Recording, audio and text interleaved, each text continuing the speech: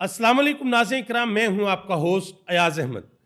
नाज़रीन किराम, जुनैद अकबर खान ने आज KPK के अंदर एक मरतबा फिर अवामी ताकत का मुजाहरा किया है और यह वाज़ह तौर पर ऐलान किया है कि जो गलती हमारी क़यादत ने पिछली मरतबा की थी, अब की बार वो गलती नहीं होगी।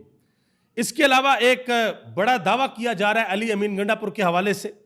यह कहा जा रहा है जी, माइन एंड मिनरल बिल या तो अली अमीन गंडापुर पास करवाएंगे या फिर उनको उनकी सीट से फारिग कर दिया जाएगा। इसी तरह का एक दावा पाकिस्तान तहरीक इंसाफ के MNAs के बारे में भी किया जा रहा है। तफसीलात आपके सामने रखने के लिए जा रहा हूं। सिंध के अंदर उमरकोट में जो हालात हैं वो खराब हो रहे हैं। लाल मलिक साहब को गिरफ्तार किया गया और फिर उनको रिहा भी कर दिया गया। बहुत बड़ी तादाद के अंदर कारकुनान उनको रिहा करवाने के लिए पहुंचे। आलिया हमजा को अदालत के अंदर पेश किया गया और आज हैरान कुन इंकशाफ हुआ कि आलिया हमजा को किस केस के अंदर गिरफ्तार किया गया। बहरहाल आलिया हमजा ने आज अहम तरीन गुफ्तगू की है और उन्होंने बताया है कि हम आगे क्या करने के लिए जा रहे हैं। मंसूर अली शाह साहब पाकिस्तान के चीफ जस्टिस का हलफ उठाने के लिए जा रहे हैं, लेकिन चंद रोज के लिए। इसकी तफसीलात भी आपके सामने रखने के लिए जा रहा हूं। पाकिस्तान तहरीक इंसाफ के अंदर एक बड़ी वारदात डालने की कोशिश हो रही है, इसके ऊपर भी बात करेंगे। शेर अफजल खान मरवत ने हाल ही में जो पाकिस्तान तहरीक इंसाफ के चेयरमैन जो इमरान खान है, बानी चेयरमैन, उनकी बहनों के ऊपर जो संगीन नोयत के इल्जामात लगाए हैं, इस पर कुछ लोगों ने बात की है, वो भी आपके सामने रखने के लिए जा रहा हूं। आगे बढ़ने से कबल गुजारिश करूंगा कि वीडियो को लाइक कर दें, चैनल को सब्सक्राइब कर लें और मेरे उन तमाम दोस्तों का बेहद शुक्रिया जिन्होंने हमारे यूट्यूब चैनल को सब्सक्राइब किया। नाज़रीन करम, सबसे पहले बात करते हैं जुनैद अकबर खान के बारे में। आज उन्होंने KPK के अंदर चकदरा के मुकाम पे एक कन्वेंशन किया है और बहुत बड़ी तादाद के अंदर लोगों ने इस कन्वेंशन के अंदर शिरकत की है। जुनैद अकबर खान का वालिहाना इस्तकबाल किया गया। आज जो उन्होंने कन्वेंशन के अंदर बातें की हैं वो मैं ज़रा आपके सामने रख दूं। इंतहाई सख्त तकरीर आज उन्होंने की है। उन्होंने कहा कि मैं आप लोगों से वादा करता हूं कि जब इमरान खान कॉल देंगे तो फिर हम किसी सरकारी अफसर से मीटिंग नहीं करेंगे। जिसने जो करना हुआ वो कर ले। गोलियां चलानी है गोलियां चला लें, लाठी चलानी है लाठी चला लें। ये उन्होंने वाज़ह तौर पर कह दिया और इशारा इस तरफ दिया है कि पहले जब हम निकले थे तो शायद हमारी जो क़यादत है वो कनेक्ट थी एस्टेब्लिशमेंट के साथ, लेकिन मैं जब निकलूंगा तो मैं ऐसा किसी भी सूरत नहीं करूंगा। मजीद उन्होंने कहा कि लातों के भूत बातों से समझने वाले नहीं हैं, इनको लातों से समझाना पड़ेगा। यह भी कहा कि हमें फैसला रोडों पर ही करना है, आप लोग तैयारी करें, तैयारी पकड़ें। यह भी कहा कि आप लोगों में से कोई भी अगर किसी MNA के पीछे निकलता है या किसी MPA के पीछे निकलता है तो वो ना निकले, बिल्कुल ना निकले।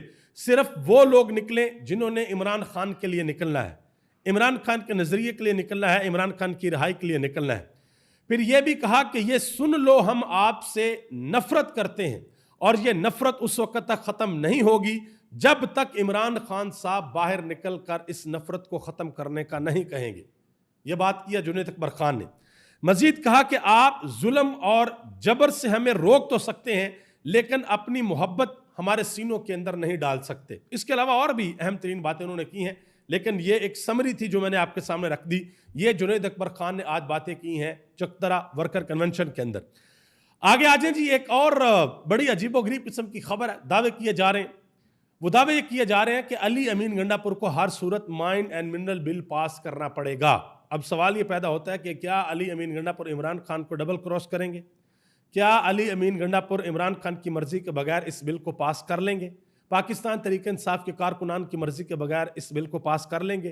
क्या पाकिस्तान तहरीक इंसाफ जिनके पास 3/4 से भी ज़्यादा अक्सरियत है KP असम्बली के अंदर, क्या उनके MPA 2 नंबरी लगाएंगे? वो इमरान खान का सौदा करेंगे, इमरान खान को बेचेंगे?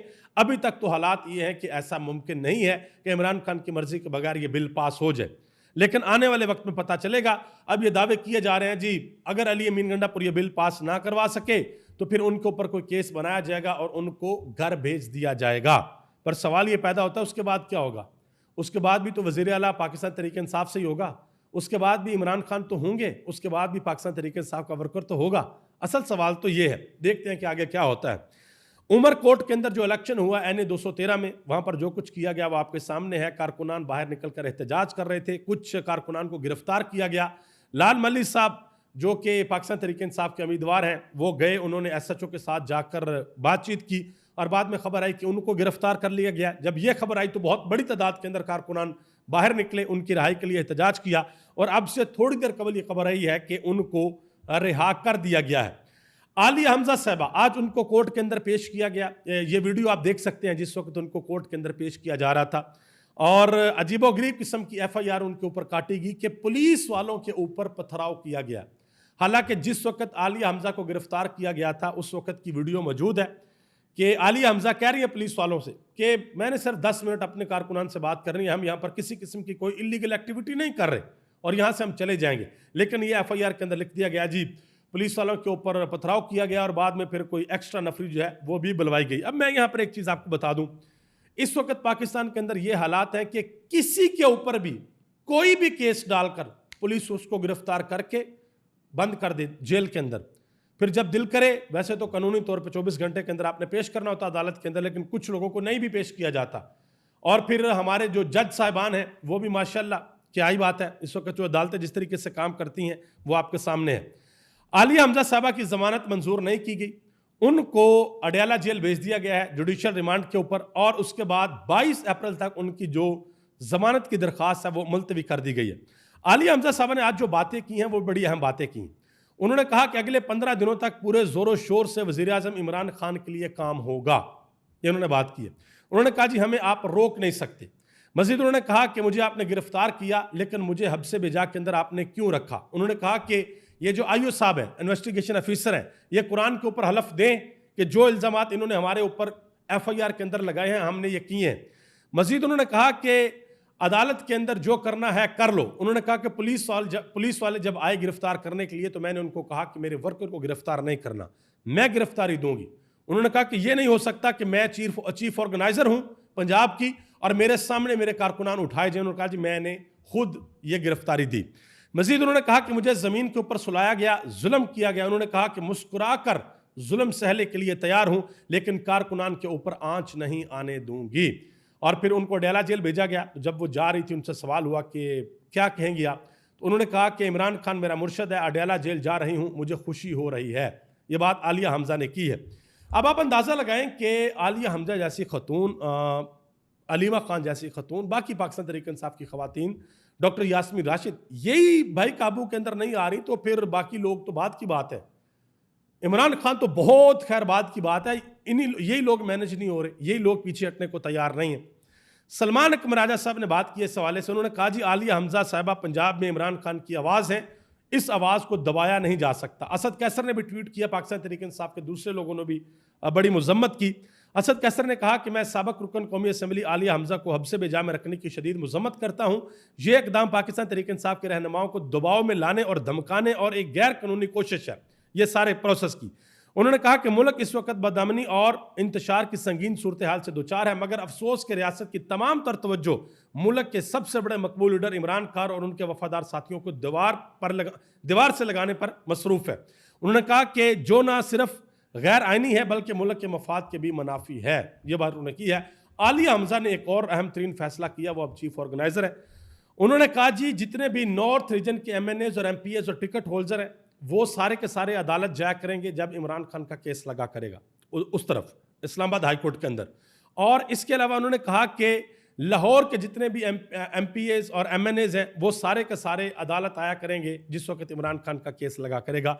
ये एक उन्होंने अहम तरीन और बड़ा फैसला किया है कि जब जजेस को पता होगा कि लोग बाहर खड़े हैं, मीडिया बाहर खड़ा है, हर चीज़ रिपोर्ट हो रही है, तो फिर उनको भी समझ आ जाएगी कि भाई हमें इंसाफ करना पड़ेगा, वरना सब कुछ हर जगह तक पहुँचता है। इवन के मिसाल के तौर में छोटी सी मिसाल देता हूँ, अगर एक जज साहब है उसका बच्चा सोशल मीडिया पे सारा कुछ देख रहा है, तो रात को जब वो खाने के टेबल के ऊपर जज साहब बैठेंगे ना और बच्चा एक दफ़ा पूछेगा, एक दफ़ा ऐसे ही कि अबू जान आज वो अलीमा खान बाहर आई हुई थी और उनकी दरख्वास्त नहीं किसी ने ली और पता चला कि वो इस्लामाबाद हाई कोर्ट के जज साहब उठकर चले गए, तो फिर अपनी औलाद को भी जवाब देना पड़ेगा। और इस तरह के मामलात माशरों के अंदर उस वक्त होते हैं जब नाइंसाफ़ी अपनी इंतहा को पहुंच जाती है, फिर कौम के बच्चे सवाल करते हैं, ये बड़ी आम सी बात है, लेकिन फिर ये चुभती बहुत है बातें।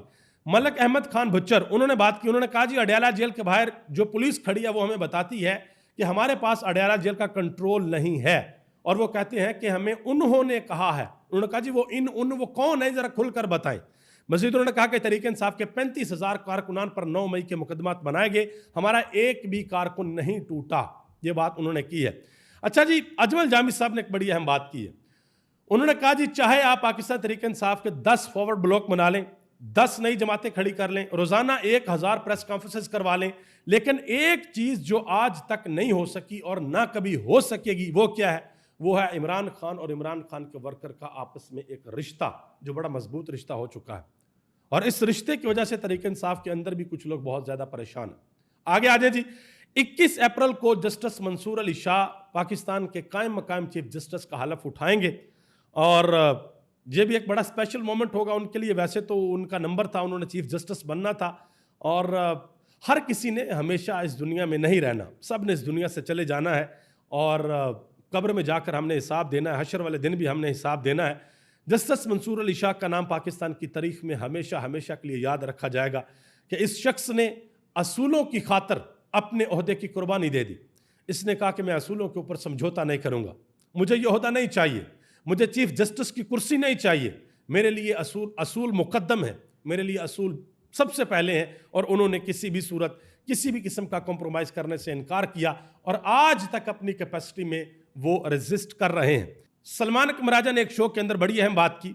उन्होंने कहा कि जिस तरीके से पाकिस्तान के अंदर इलेक्शन करवाया गया, इसी तरीके से NA 213 के अंदर भी इलेक्शन हुआ, लेकिन तमाम तर फ्रॉड के बावजूद हमारे उम्मीदवार लालचंद मल्ली का 75,000 वोट ले जाना काबिल जिक्र है। उन्होंने कहा कि 8 फरवरी को हमने कराची से 19 सीटें जीती, लेकिन अब अंदरूनी सिंध भी तब्दीली के लिए तैयार है। मजीद उन्होंने कहा कि मौलाना फजल रहमान के साथ हमारे मामलात जो हैं वो चल रहे हैं और बहुत जल्द इसके ऊपर पेश रफ्त होगी। मौलाना फजल रहमान साहब एक जगह पर कह चुके हैं कि इमरान खान साहब आजकल मेरे दोस्त हैं। मजीद उनसे एक सवाल पूछा गया कि जो आप ये कहते हैं कि ये बड़े मंजूर नज़र लोग हैं जो जाते हैं अडेला जेल के अंदर इमरान खान से मिलते हैं, तो ये मंजूर नज़र कौन है? तो सलमान कमराजा ने जवाब दिया कि मुझे नहीं पता कि वो मंजूर नज़र कौन है, आप इंतज़ामिया से पूछें, उनको बुलाएं प्रोग्राम के अंदर, उनसे पूछें कि ये मंजूर नज़र कौन कौन से लोग हैं जिनको अंदर बुलाया जाता है। असद तूर साहब ने एक बहुत बड़ा दावा किया जी, कहते हैं कि जिस दिन इमरान खान बाहर आएगा शहबाज शरीफ वेंटिलेटर पर होगा, और जब इमरान खान अडयाला जेल से निकलकर GT रोड के ऊपर आएगा, मेन रोड के ऊपर, तो उस वक्त ये हुकूमत भी गिर सकती है, हो सकता है कि हुकूमत जो है वो ख़त्म हो जाए। अतर काज़मी साहब ने एक बात की है, कहते हैं जी जेल में इमरान खान के सामने शहबाज गिल की शिकायतें लगाई गई हैं कि या तो इसे चुप करवाया जाए या तहरीक इंसाफ से अलहदा कर दिया जाए, मगर इमरान खान साहब ने आगे से शट अप कॉल दी है। अब सिर्फ शहबाज गिल नहीं है बल्कि और भी लोग हैं, शहबाज गिल हैं, सलमान कमराजा हैं, जुनैद अकबर हैं, इमरान खान की बहन अलीमा खान हैं, आलिया हमजा हैं, और भी लोग हैं जिनके बारे में इमरान खान को कहा जाता है जी ये लोग जो हैं बड़ा नुकसान पहुंचा रहे हैं और ये लोग जो हैं वो बातचीत को आगे नहीं बढ़ने दे रहे।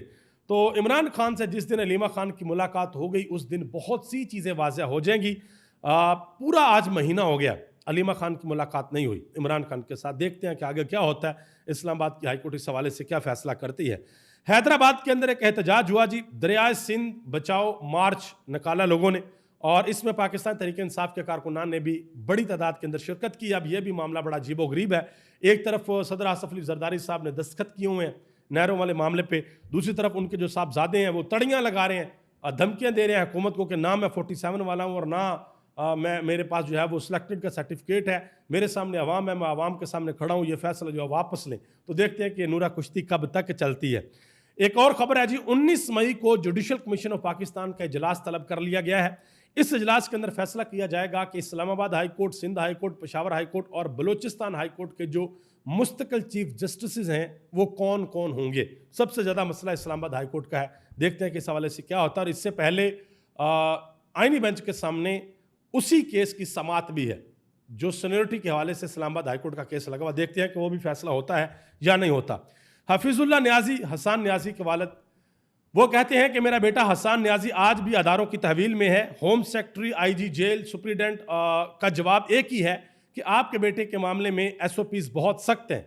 उन्होंने कहा कि माफ़ी मांगने वाले बेगुनाह ठहरे, मेरे बेटे को सज़ा देने में इंसाफ के तराजू में डंडी मारी गई। ये बात की है हफीजुल्लाह न्याजी ने। शेर अफजल खान मरवत साहब, मैंने पिछले आपको व्लॉग के अंदर बताया, शेर अफजल खान मरवत साहब टोटली अब इमरान खान के सामने यानी कि उनके सामने आकर खड़े हो गए। इमरान खान की फैमिली को डायरेक्टली टारगेट करना, इसका मतलब है कि आप इमरान खान को टारगेट कर रहे हैं और इमरान खान के सोशल मीडिया को टारगेट कर रहे हैं, और यहाँ तक आप इल्ज़ाम लगा रहे हैं कि इमरान खान का सोशल मीडिया इमरान खान की बहन अलीमा खान चलाती हैं, और फिर आपने उनके ऊपर करप्शन के इल्ज़ाम भी लगाए कि वो पैसों का हेर फेर करती है, और भी बहुत सी बातें की हैं। तो शेर अफजल खान मरवत के बारे में 2 प्रेडिक्शंस लोगों ने की थी कि या एक तो ये बंदा जो है वो एक दिन खुल के इमरान खान के सामने आ जाएगा, और दूसरा ये नून लीग या पीपल्स पार्टी ज्वाइन कर लेगा। तो खुलकर इमरान खान के सामने तो आगे हैं, देखते हैं नून लीग या पीपल्स पार्टी कब ज्वाइन करते हैं। रजवान गलजई साहब ने लिखा शेर अफजल खान मरवत के बारे में कि पहुंची वहीं पे खाक जहां का खमीर था, कि जिधर के थे ये उधर ही पहुंच गए हैं। अख्वानज़ादा हुसैन अहमद तरीक़े तहफ़्फ़ुज़ आईन पाकिस्तान के तर्जुमान है, उन्होंने शेर अफजल खान मरवत के हवाले से एक ट्वीट किया, इंतहाई अहम ट्वीट है। कहते हैं कि शेर अफजल मरवत 2 साल पहले कहाँ पर था और कौन था, इस मुल्क में ज़्यादा किसी को पता भी नहीं था। इमरान खान की वकालत ने उन्हें यहाँ पर लाकर खड़ा किया कि आज वो टीवी टॉक शोज़ पर आकर इमरान खान की बहनों पर हमला आवर हो रहा है। हम ना सिर्फ इस गलाजत और घटियापन की मजम्मत करते हैं, बल्कि पार्टी के उन साथियों की भी मलामत करते हैं जो अब भी उनसे राब्ते में हैं, यानी कि कुछ लोग अभी भी शेर अफजल खान मरवत के साथ राब्ते के अंदर है। मजीद उन्होंने कहा कि उन्होंने ही शेर अफजल खान मरवत को पार्टी मामलात पर और इमरान खान की फैमिली के बारे में इतनी बेबाकी से बोलने के काबिल बनाया है। यह तो कम ज़रफ़ी की इंतहा है कि जिस शख्सियत ने आपको एक मुकाम पर बैठाया हो, आप उन्हीं की बहनों के खिलाफ बयानबाजी करें। उन्होंने लफ्ज़ यूज़ किया, दशनाम तराजी पर उतर आएँ आप इमरान खान के ख़ानदान के ख़िलाफ़। शेर अफजल खान की गेम मेरे हिसाब से इट्स ओवर नाउ। फिर भी देखते हैं, खान साहब बादशाह बंदे हैं, कब क्या फ़ैसला करते हैं आने वाला वक्त बताएगा।